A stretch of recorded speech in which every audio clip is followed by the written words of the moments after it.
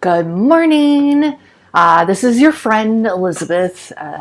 You might know me as a few other labels, but today we're going to go with friend, and I'm here to help you get ahead in life, whatever your version of ahead is.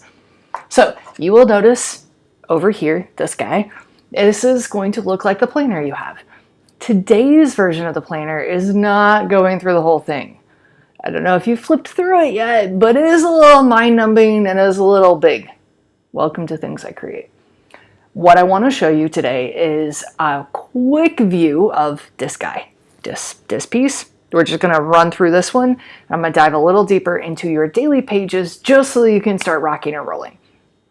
The goal with this is to make sure that you can take both your work life and your life and make them cohesive so it feels like you have harmony instead of feeling like you just have work or you just have life, because we all know that outside life is work life and work life is outside life, and they both have an effect on each other.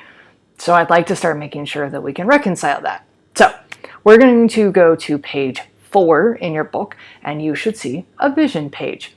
You'll notice on this vision page that there is self, pro, health, and finances. In health, you will notice that we're going to reference mental and physical health. I have the belief, and there's a lot of research out there to back it up, that mental and physical health directly correlate to each other. If you're not mentally healthy, your physical health will take a back seat. If you're not physically healthy, your mental health will take a back seat. You choose where you need to go on this journey. That is not my job. So your step 1 is you're going to go through and you're going to decide as a human what you want to set your goals for. You personally. We're not talking about work. We're not talking about what you want to be successful at. Just what do you need? And this is going to be in the big picture of a year. Where do you want to be a year from now? So self is 1, because you should always put yourself first.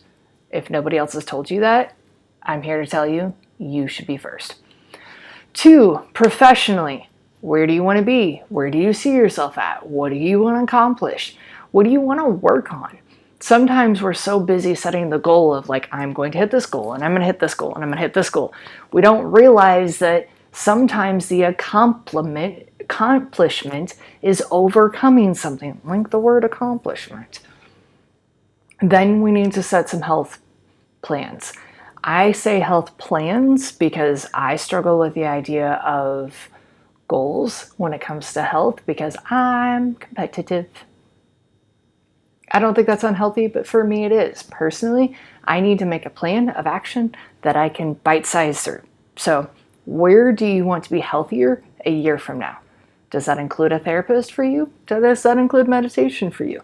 Does that include a gym for you? Does that include going swimming for you? Maybe it's more hikes. I don't know. It's up to you. And then, of course, none of those things are going to be possible if we don't start talking about finances. Don't freak out. You're the only one that's going to read this. This is for you, not for me. So we have 3 places that we need to start talking about money at. We need to talk about savings. If nobody taught you to talk about savings, it should be the first thing that's paid into. First thing. Because that's actually what's going to allow you to live life later. The second thing is you're going to make sure you pay yourself. Yes, I said pay yourself. The third thing that you're going to do is you're going to set aside some philanthropy money, so something to go serve the rest of the world with. And I don't care what your heart needs to fulfill, but you take care of your choices on that. And then what you have left over is what you pay your bills with. So I think often we decide what life we want, and then we let everything else roll in instead of creating our savings, paying ourselves, making sure we can serve, and then paying our bills. What we are not taught, and it's okay if you've never learned this, is that we will make our means happen if we take care of these other things first. And if you're not at that place yet, that's okay. That's why you're starting here. That's why you're writing it out, is to see where you need to go. So if you're not there yet, that's cool. Welcome to progress. You just start. So then once you get out your year plan, just a sentence or 2, don't make it Don't make it a paragraph, guys. This is about you and your notes to your future self. You're going to jump over to page 5 and you're simply going to break it down a quarter at a time. Hot tip, I actually start out at Q4 and I walk it backwards. Now, I know that each year runs 12 months and Q4 is typically going to be December, November, October. Depending on where you're filling this out, Q4 may actually be the 4th quarter from now. So right now we are in October. So I would actually be filling this out for next year. So 2022's July, August, September. You guys get that? Because that puts me at the Q4 level from now. Whatever works for you. If you need to make Q4 right now, fine. But what I want you to start at is 1 year from now, where you've defined those goals, then walk yourself back to the quarter you are in now. These planners are made per quarter. They are made to refresh each quarter. So yes, we're going to plan for a year. We're going to live within a quarter. I'm going to say it again. We're going to plan for a year. We're going to live within a quarter. Because what I have found is that life is very fast paced. Life happens. And when I feel like I can re-grasp every quarter, I feel like I get so much more done. And I feel like I can pivot as I need to, instead of feeling like I get done at the end of the year and I'm like, well, that happened. All right, moving along. So I feel like I get more production out of myself and more forgiveness. And that is huge to me. All right, you ready to move along? So you've got your year plan, you've got your quarter plan. I'm going to bypass a whole lot of steps because really what we want to get into is getting to your daily plan, because that is going to be where you're going to get a lot of the meat and potatoes.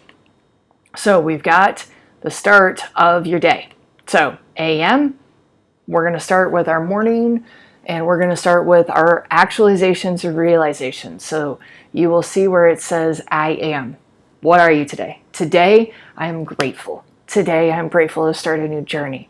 Did I meditate this morning? Sure did. Did I work out? I'm walking New York City. We'll find out. Does that count? And then H2O. I've already got my first cup of coffee of the day and my first juice, so I need to make sure I have a goal of drinking 4 8-ounce glasses of H2O today, so that's how I would fill that part out. I'd put the date up at the top, and then my visualization today. So my meditations typically have a visualization and a meditation component. So in my visualization, I would write out what I would want to happen today and what I would want to happen in the future. I put it as one-word answers. You can write out a sentence. You could draw a picture. This is your planner. It's how you want it to be. Now, as a workaholic, I always have to put I will stop work at, because I struggle with keeping track of time. So if I'm able to say I will stop work at 7 p.m. today, I know that at 7 p.m. I have to put down my pencils and stop playing. I love what I do. So part of my issue is that I really enjoy what I'm doing.